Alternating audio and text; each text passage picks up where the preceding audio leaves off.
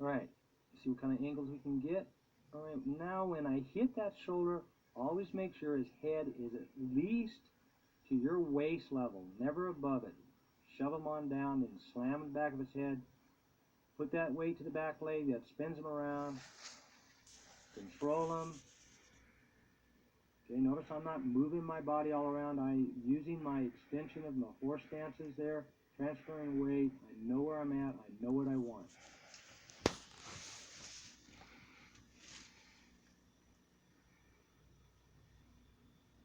Right here, just come right up and attack. Okay, when you attack, that's a heel strike to the shoulder. Notice how I'm jerking him around, keeping him off balance. Use the clothes, lock him up, throw him over. Notice how I control him. I keep my hand on him at all times. Hammer, break the nose.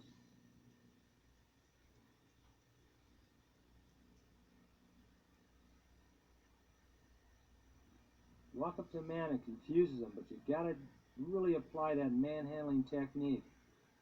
Okay, you see how quick that was?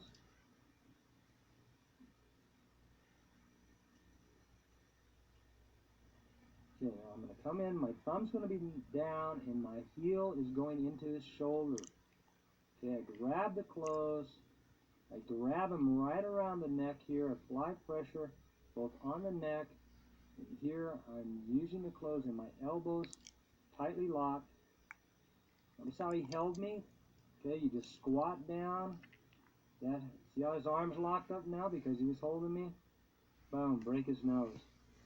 And when you throw a person like that, a lot of times they break their ankles by the whip of the throw because they don't know how to fall. Try to work out speed. 1, 2, 3, 4. Believe it or not, in a real fight, I wouldn't go much faster than that.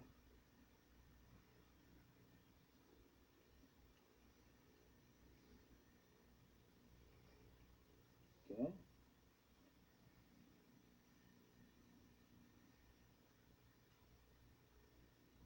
Try from a different view. To this system, it doesn't matter if a man throws a punch or if he just stands there. You can take any of the moves you've ever learned and just take out the part where he throws that arm for you to strike and go right into the technique, and it'll work exactly the same way. Notice how his heels hit the ground really hard. If that had been cement, probably broke his heel or fractured his ankle. Now you got a broken nose and a fractured ankle.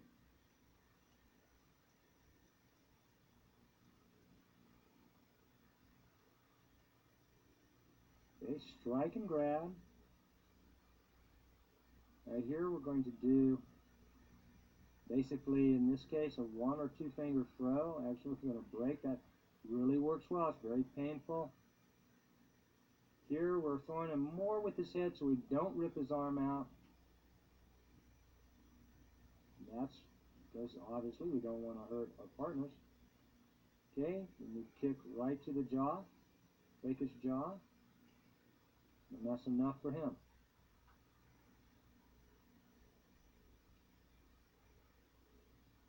Okay, when you're going to do a hit and catch, you go into the man. See how I'm pushing into him?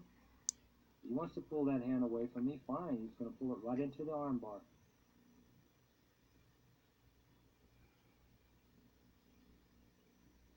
Okay, here we're going to break this down, give you a little better view of what's going on. Strike and grab. Okay. At this point, you're down. Now watch how I grab his fingers. Here I'll get 2 fingers at the best position right here. 1 will do, but 2 just starts to rip. Those are the strongest 2 fingers of the hand. Allows you to hold. Causes him to pull. When he pulls, he actually pulls up into an arm bar. Okay, so as he starts to pull, you just go in with him. Don't resist. Just go in with him. He'll try to get away. That's why you're stepping in. He's setting himself up. He's pulling his arm away. Now you have a double lock. You got a hammer lock and you got finger lock. Now you really throw with the arm, but here we have the head. This is how you do it in a fight. You start him going by pulling the head down. Okay, that head keeps him off balance. Now you just lift on the arm, you snap that arm right at the shoulder, it's going to rip it out. And if you pull on through, it actually breaks the wrist and the fingers. It breaks the whole mechanics of the arm from the fingers to the wrist to the shoulder.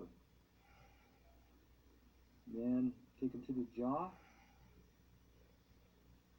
Doesn't take long to hurt a man.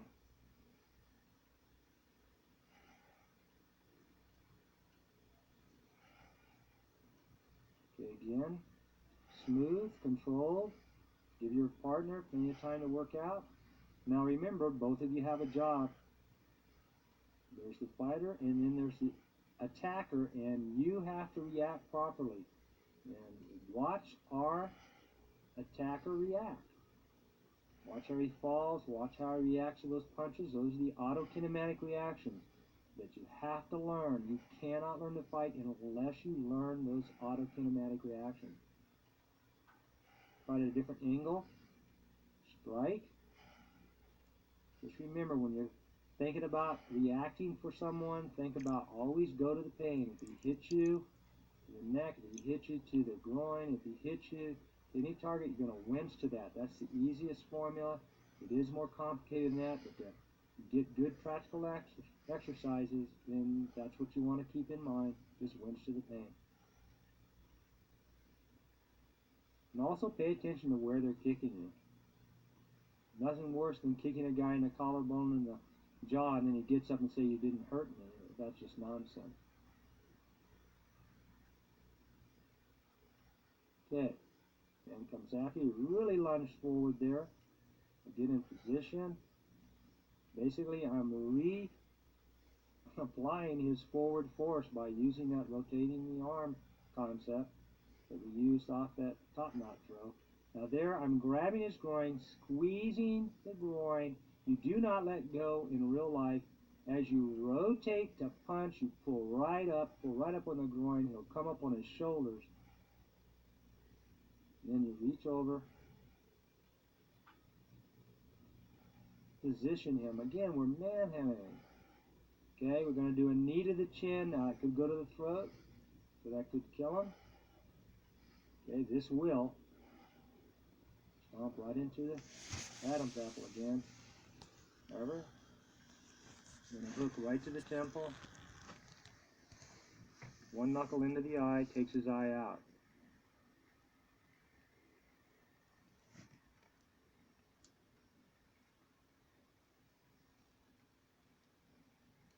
Okay, simply palm him down, squeeze, he'll start to fight you, punch him right down, right into the sternum, sets him up. You don't have to go much faster than this in the fight, just more deliberate.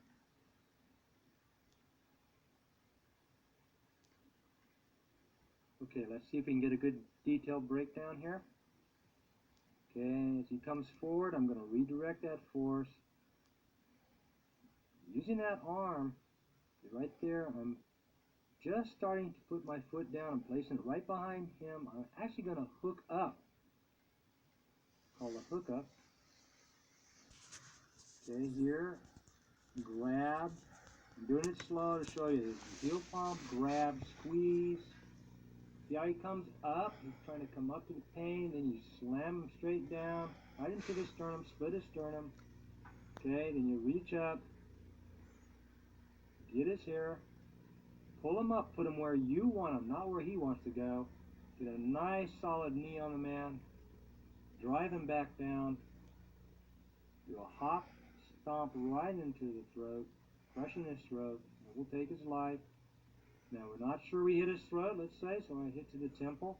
Notice how he moved before I got there. That could happen in a real fight. That's why we continue on hitting various targets. We may miss one or two, but we're not going to miss 3 or 4. Okay, again, rotate, palm down, come right in, setting them up. Notice we're not running around. We know exactly where we're going to knock this man. Okay, that's a professional fighter. We hit our targets. Okay, the overhead, show some nice rotational movement here. Okay, that strike the arm in, his weight starts to fall forward. Now just slightly pull the arm, transfers all the way to the center, do a hook, and this man just slams. It looks innocent, but it's a great throw. Okay, here, grab and pull causes a lot of pain. It's what you want. And you just don't let go, you just pull right up. That's how you fight. Now, all of this doesn't take more than 2 to 3 seconds when you're moving in a real fight. It's nonsense to fight for 10 or 15 or 20 minutes. Those are amateurs. Professional doesn't take any more than 10 to 15 seconds, assuming they're too professional. If you're fighting an amateur, it isn't going to take you more than 3 seconds. What I mean by amateur, I mean people who train in martial arts, who claim to be fighters. Professionals don't show anybody they have a career. They're there to protect people and valuable information from the bad guys. So let's take it serious when you're training here. This is not for show. Okay, technique 13. Strike and grab. Right here, we're really just going right for the kidney. We're using the other hand to protect. Notice how I have the hand, and now I hook the neck, come in, do a straight up knee to the solar plex, step right back. That brings his head down. Keep a hold of his arm, keep control of him, position him exactly where you want. Here we're going to do a one knuckle strike right into the eye and take his eye. That's going to end the fight.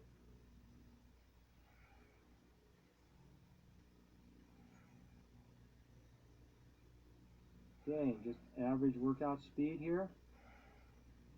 Give everybody time to react, gives time to feel the pull and tugs on the body.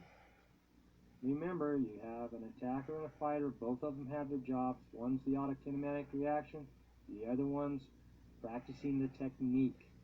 The technique practice makes you coordinated. The reaction actually trains your body on how and what is really happening, so you learn the technique, the principles. They both work together. Okay, just straight up knee, pretty simple. But I step back, transferring that weight. Notice how I step back with the other foot. I know he's coming around. I don't really move until he's starting to fall. That's when you move. Nice little one knuckle right into the eye. Takes his eye.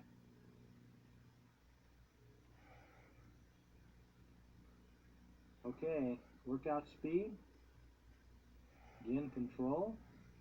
Give each other plenty of time to react.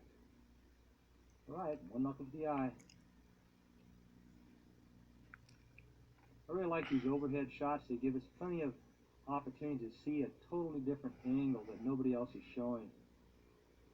You can see the rotation. You can see how the body works from side to side, how it works its line. In this case, we're going to come right up with the knee. Now you'll see how I throw my body backwards in order to get his body moving. Step out of the way. Puts him right where I want him. Just using angles and arcs and simple physics to create a great fighting system.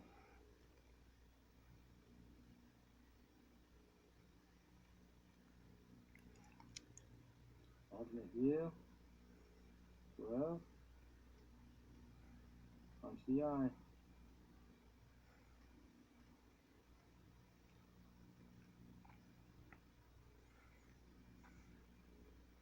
Okay, here's a simple, like a cuff man. Shows you how easy it is to take you down, and you can take a man's life just by setting him up. Here you kick to the kidney, step over him. Here we're being careful not to step on him. There we go. Stomp him right into the jaw. It could have been the temple, or it could have been the neck.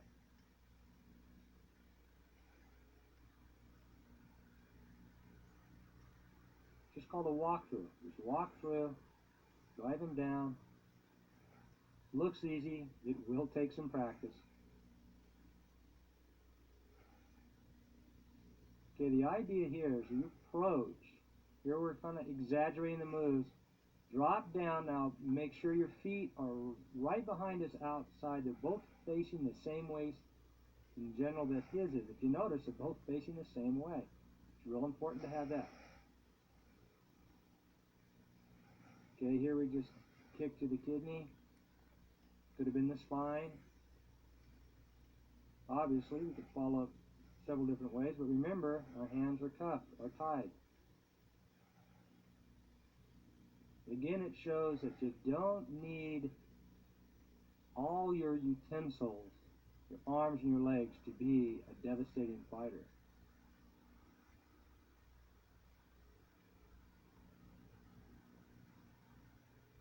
Okay, here you see an angle. I'm going to try to show you now. Watch my right leg. It will come around, all the way around the back, and then slam behind his leg. That gets him off balance. It's that back sciatic nerve behind the kneecap, breaks his balance. My body weight shoves him forward, causes him to fall. This is not a theory technique. I have done this technique under these conditions.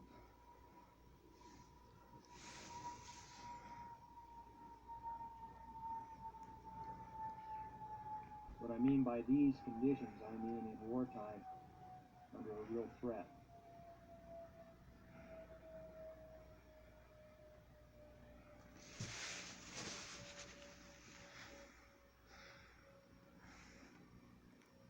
Okay, here we have another kick. Only now we're going to come to the outside of it. We're going to apply a type of pile driving effect, slamming his tailbone to the ground. Here we're going to give him some time to adjust. Okay, we're going to show you exactly how to place the knee, snap the leg. Okay, you're going to have to do it as hard as you can to snap a leg in that position, but you can do it. Here we're going to rip the groin by stomping and pulling. Okay, that puts the muscles in a spasm all in the groin area. Then we're going to yank up, stomp to the groin. Will cause him to throw up, cause his body to begin to gag. Now what we're going to do, if he's throwing up and you stomp and crush that throat, he'll drown in his own vomit. It isn't a pretty picture, but it could save your life.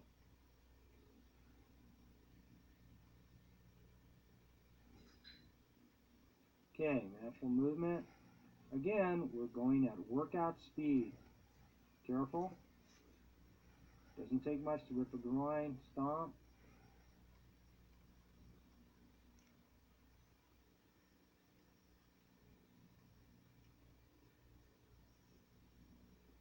Okay, here we strike and loop. We step out of way, but in. Gets it close enough to where we can start applying immediate pressure right to the hip is the key. As the hip is applied downward, the leg is lifted upward. And you rotate him in a circle. That causes him to drive straight down. Keep control of that leg. He's not hurt yet, just stunned. He may not even be stunned. Remember, this can be done all at once. You'll see how fast, once you get this down, you'll see how fast you can snap this leg. But you have to do it properly. Notice how his foot is facing. Okay, notice how we're controlling him. That's a heel right to the inside of the thigh and drive it down and yank up. Okay, that sets the groin muscles in a spasm. It's almost like getting kicked to the groin.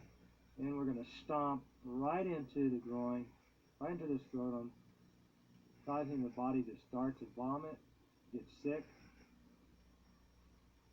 He may not throw up yet. Let's say he's got a crushed throat. About 30 seconds, he starts to throw up, goes to his lungs, he's gone.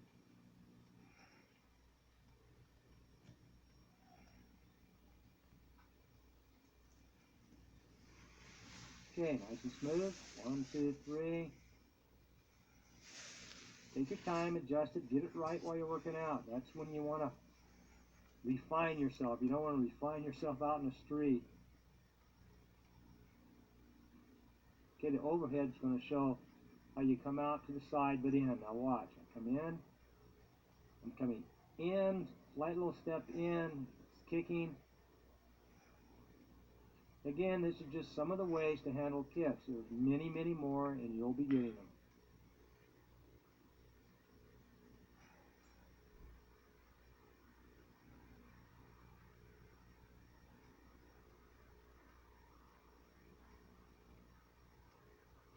Okay, let's rip the groin here. Remember, these techniques can be mixed with all the other techniques. Take one or two moves out of each one, and you've got yourself a whole different combination. The danger is you might lose the principle. Until you really know the system, don't mess with it. Learn the techniques. It teaches you body dynamics that you don't quite understand yet, but later you will. And you'll be mixing and matching these techniques like the best.